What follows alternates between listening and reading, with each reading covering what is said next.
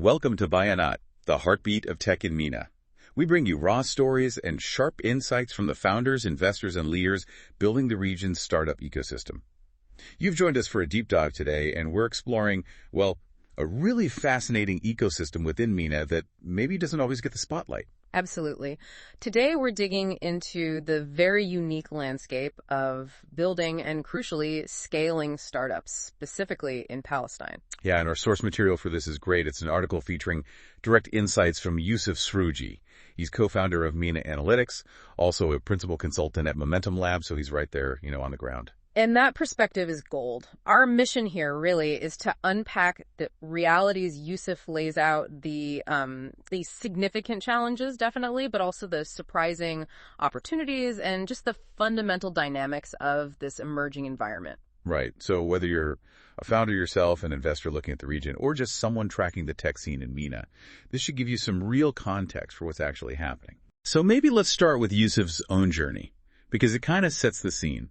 Born in Nazareth, grew up between Bethlehem and Qatar, then high-level education abroad, Canada, UC Berkeley, economics, philosophy, development practice. A really diverse background, but the bit that jumps out, and he mentions this specifically, is a project at Berkeley, a documentary. Using his mother's footage from the Second Intifada, yeah. Right, and he said that process, making a film, taught him core startup skills. Which sounds counterintuitive at first. Totally. What skills exactly? Things like pitching a vision convincingly, collaborating with a team, often under pressure, and just effective storytelling. He literally says, filmmaking and startups share a lot in common. Both require a compelling vision, a strong team, and the ability to pitch effectively. Huh. So finding those entrepreneurial muscles in unexpected places. Precisely. And it shaped his path because despite doing well, an internship at a New York hedge fund. Right, the standard path, maybe. Yeah, but he felt, in his words, like a robot, just lacked purpose. So he made this decision, which some people probably saw as risky, to go back to Palestine and find something more meaningful. And that led him eventually to Momentum Labs? In Ramallah, yeah. Momentum Labs is really interesting. Founded by Sari Taha and Zain Abu Daka. They saw this gap, this need for more robust, early support in Palestine's startup pipeline. So they set up as a venture builder. And that's different from an accelerator, right? It's more involved. Much more hands-on. Almost like a co-founder in those really early stages. They're actively building the ventures, and they partly fund this work through a consulting arm they also run. Okay, smart model. Yeah. And MENA Analytics, the company Yusuf leads now, that started inside Momentum Labs. Exactly. It began as an internal service, basically, doing market research projects. Then, about a year and a half ago, they spun it off into its own startup, with Yusuf becoming CEO. And the problem they're tackling? Accessing market insights. Yusuf saw firsthand how difficult and, frankly, inefficient it was to get high-quality data, especially for smaller players. So MENA Analytics uses automation, AI. Yeah, to simplify the whole thing, survey design, data analysis. The idea is to make these kinds of insights accessible to businesses of all sizes, not just the big guys with huge budgets for platforms like Qualtrics or Ipsos. He calls it a friendly alternative, focusing on usability for people who aren't necessarily data experts. Exactly. And they're moving fast, aiming for an MVP launch Q2 2025, and another funding round by the end of 2025. Big ambitions there, becoming a leader in automated market research across MENA. Okay, so pursuing that regional goal, but launching from Palestine, Yusuf actually argues Palestine itself offers a unique advantage as a starting point. How so? Well, it's small, which helps, but crucially, it's incredibly diverse. You've got very conservative communities, very progressive ones, all packed into a small area. So like a microcosm of the wider Arab world. That's exactly his point. It's an ideal testing ground. You can test products in different societies quickly, get feedback fast because it is small. If it works there, maybe it translates. If not, you learn quickly. Makes sense for validation. But you mentioned scaling beyond Palestine. That's where it gets tough. That's the limitation. That's the big one, yeah. Despite the potential Yusuf sees in it as a launch pad, actually breaking out and scaling regionally or globally remains a huge challenge. The success stories, while growing, are still limited. So what are the biggest barriers they face when they try to grow? Okay, this is where the systemic stuff really bites. Yeah. Funding is a major one. Yusuf describes this classic chicken and egg problem. Meaning? Meaning regional and international VCs, they usually want to see proof of sales, traction outside of Palestine before they commit serious money. But you need the money to get the traction outside Palestine in the first place. Exactly. It's this loop that's incredibly hard to break. You need funding to expand, but you need proof of expansion to get funding. And it's not just the big VC rounds, is it? He mentioned a gaffe earlier, too. Yeah, critically, he points to a lack of local early-stage funding, specifically angel investors. People willing to back startups that are just focused on building a strong local product first before they even think about regional expansion. Okay, so funding is tough. What else? Legal, financial systems. Huge hurdles there, too. Yusuf is pretty blunt. The system just isn't really designed with startups in mind. He gives this really stark example about taxation, where investment money coming into a startup can actually be treated as income, meaning the startup gets taxed on the vital funding it needs to survive and grow. Wow. That actively works against growth, doesn't it? Absolutely. And then there are the international banking restrictions. This is critical, especially now. What kind of restrictions? He gives a very specific recent example. A U.S. bank refusing to allow a transfer of investment funds to Palestine. Money that was needed just to pay employee salaries. Just basic operations being blocked. Yes. Explicitly citing restrictions that came into effect since the war started. This isn't just red tape, it's potentially crippling. That's a level of difficulty most founders elsewhere just don't face. Right. He acknowledges some positive steps, right? Like new business registration laws. He does, yes. There's some progress. But he emphasizes that the broader reforms needed are slowed down by political issues, bureaucratic inertia. Collaboration is key, but also really difficult to achieve consistently. So it's a tough picture systemically. Yeah. But Yusuf also highlights an asset that comes from this environment, doesn't he? Resilience. Unmatched resilience, that's the term he uses. And he has this incredibly powerful quote. Which one? When you've raised 2 rounds of investment during a war, you're ready to tackle anything. Okay, yeah.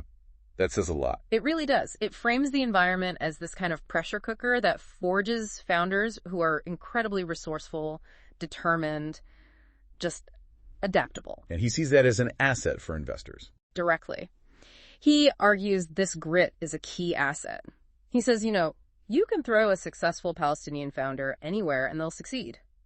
Put them somewhere like Dubai, he reckons, and they'll dominate because they know how to work under extreme pressure. So the environment, while challenging, kind of filters for exceptional founder quality. That's the argument, yeah. A trial by fire that produces strong leaders. So, despite all these hurdles, there's clearly talent and drive. What about the ecosystem overall? How mature is it? Yusuf mentioned Yamsuffer, a past example. Yeah, Yamsuffer was a travel tech company that got close to big exit offers, like from Booking.com, Expedia, but then the pandemic hit and killed the momentum. Shows the potential, but also the fragility. Are there current examples making progress now? He highlights a few. Companies like Oliveri, Koratava, which he notes is actually making inroads in South America, interestingly, and the Middle Frame. And they're getting backing from players like Flat Six Labs. And Ibtikar Fund, yeah. Ibtikar is actually Palestine's only dedicated VC fund, so they're crucial. So there are pillars of support. But Yusuf's overall take on maturity is still cautious. Realistic, I'd say. He feels the ecosystem still needs time to mature, particularly when it comes to navigating exits successfully. His view is basically, let's look back in 5 years' time to really gauge progress there. Okay. Another piece Yusuf brings up is the Palestinian diaspora. Huge potential resource there. Massive potential, yes. He mentions an initiative called Peliset Angels, which tried to pool diaspora capital specifically for angel investments. It stalled, apparently, but the concept itself is promising. What's the challenge in tapping into that potential? It seems to be about structure and understanding. Diaspora investors need a framework to really get the local context, the risks, the opportunities, and crucially, how to collaborate effectively with people actually on the ground. And the nature of the investment. High risk, high return, absolutely. It requires patience and a very specific understanding from those diaspora investors. It's not straightforward. So we've talked funding, systems, resilience, diaspora. Yusuf also mentioned something internal, a cultural gap. What does he mean by that? It's not about talent, right? No, he's clear it's not a lack of talent. It's more about the broader culture not yet fully grasping maybe what startups are, how they operate, the whole mindset. And that's where things like venture builders, like Momentum Labs, come in. creating those supportive spaces. Exactly, helping create environments where testing, iterating, and importantly, failure are okay, even expected. Yusuf points to two key cultural shifts needed. First, truly embracing failure. Which can be tough culturally sometimes. Right. He contrasts it with a potential cultural hesitation to see failure as just part of the learning process. His advice is direct. Don't be scared to fail. And the second shift. Fostering more openness and collaboration. He really pushes back against founders keeping ideas secret out of fear someone will steal them. His take is more pragmatic. Very. He basically says, look, if someone does steal your idea and builds it better, maybe you weren't executing well enough anyway. The focus should be on finding people to help you build it better, faster, share, collaborate. Okay, so pulling all these threads together then. The experience, the market, the barriers, the resilience, diaspora, culture. Mm-hmm. What's the big picture Yusuf paints for sustainable growth? What needs to happen? Well, he's very clear that just changing the culture, while important, isn't enough on its own. It needs to be part of a much bigger, comprehensive shift. So, culture change plus. Plus, greater access to funding, both that crucial early-stage local money and smoother paths to regional international investment. Plus, those supportive legal and financial frameworks, fixing things like that taxation issue, addressing the banking restrictions, and building stronger, more reliable connections to global markets. It all has to happen together, basically. That seems to be his core message. It's that comprehensive shift, tackling all these interconnected pieces, that's needed to create a truly sustainable environment where innovation and growth can really take root in Palestine. And for you listening, understanding this complex mix, the unique strengths like resilience born from adversity, alongside these immense systemic hurdles, it's vital context. Whether you're looking at this market for investment, maybe spotting that resilient talent, or even if you're a founder navigating similar tough environments elsewhere. Absolutely. It brings us to a really interesting question to ponder. Which is? Given the immense systemic challenges Yusuf describes, is the unique resilience forged in the Palestinian ecosystem a powerful enough competitive advantage? Could it actually outweigh the hurdles for the right kind of ventures and investors?